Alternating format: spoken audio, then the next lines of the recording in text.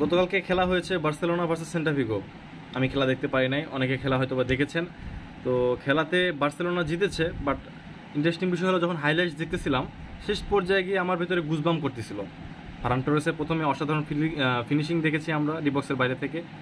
তারপরে তাদের যে প্লেয়ার, সম্ভবত ল্যাগলেসিস স্প্যানিশ স্ট্রাইকার, বাট স্প্যানিশ দলে জায়গা হয় না তার, স্প্যানিশ ক্লাবগুলোতে তার খেলতে হয়।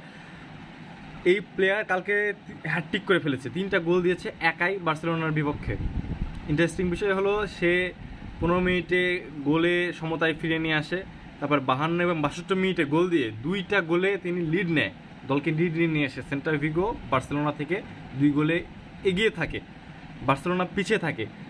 এই বার্সেলোনাতে দানি ওলমো, সম্ভবত দানি ওলমো, সে ইনজুরি কাটিয়ে এসেছে। গত ম্যাচ হয়তো বা খেলেছিলেন, ইনজুরি কাটিয়ে এসে তিনি গত ম্যাচে তিনি গোল করেছেন, লাস্ট ম্যাচে অসাধারণ গোল দেন। তারা আশার বাতি তাদের জ্বলেছে, তারা যে কামব্যাক করতে পারে সে আশা নিয়ে তারা আগাচ্ছিল। এবং তার 2 মিনিটের মাথায়, 64 মিনিটের মাথায় সম্ভবত, কিংবা 64 মিনিটে তো দানিয়েল গোল দিয়েছে, 68 মিনিটের মাথায় রাফিনহা, ব্রাজিলিয়ান রাফিনহা বয়, তিনি অসাধারণ একটি গোল দেয় এবং সমতায় ফিরিয়ে নিয়ে আসে দলকে 64 মিনিটে। যেখানে আসলে খেলা এতটা বাজে যাচ্ছিল হাফ টাইম পর বার্সেলোনা, সেখানে একটা অসাধারণ কামব্যাক চলে আসে রাফিনহার মাধ্যমে। এবং লাস্টে 68 মিনিটের পর থেকে ঠিক 90 মিনিট পর্যন্ত কোনো গোল হয় না। অতিরিক্ত সময়ে গিয়ে 98 মিনিটে গিয়ে একটি প্লান্টিক অর্জন করে বার্সেলোনা, সেখানে অসাধারণ একটি ফিনিশিং। আপনারা যারা দেখেছেন হয়তো বা না হলে হাইলাইটসে দেখতে পারেন, অসাধারণ একটি ফিনিশিং হয়েছে আমরা দেখেছি রাফিনা পা থেকে। এবং রাফিনা গতকালকে একটি অ্যাসিস্টের পাশাপাশি 2টি গোল করেছে। ম্যাচে বার্সেলোনার গোলকিপারকে আসলে ধন্যবাদ দেন বা সাধুবাদ জানান বা তাকে নিয়ে প্রশংসা করেন, কোনোটাই আসলে কম হয়ে যায় না। কারণ সে 5টা লিগেল গোল, আমার চোখে 4টা লিগেল গোল, 4-5টা লিগেল গোল সে সেভ দিয়ে দিয়েছে।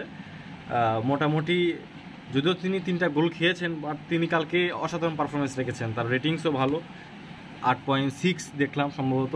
বার্সেলোনার এই সিজনে ম্যাচ বেশি খেলা হয়ে যাচ্ছে, 25 দিনে 9টা ম্যাচ শেষ করতে হবে তাদের। এটা গত দিনে ছিল, অর্থাৎ আর 4টা ম্যাচ রয়েছে। 25 দিনের ভিতরে তারা এই 9টা ম্যাচ খেলতেছে।